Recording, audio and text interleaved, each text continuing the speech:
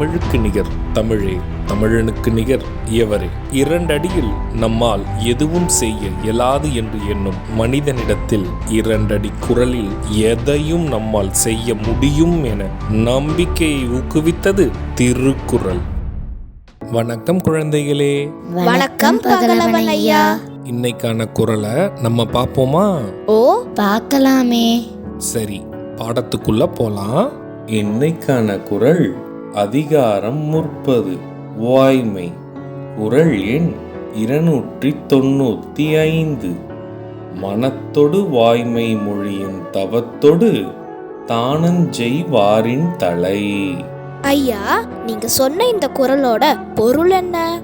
இதுக்கான பொருள், மனத்தாலும் வாக்காலும் உண்மை பேசி வாழ்பவர்தான் தவம் செய்து உயர்ந்தோரிலும் சிறந்தோர் ஆவர். இதுக்கு ஒரு உதாரணம் சொல்லுங்களேன்.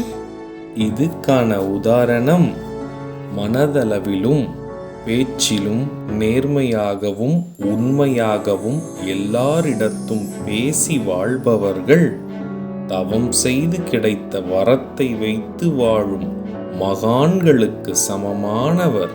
நான் சொன்னது உங்களுக்கு புரிஞ்சுதா தீரன், இலக்கியா?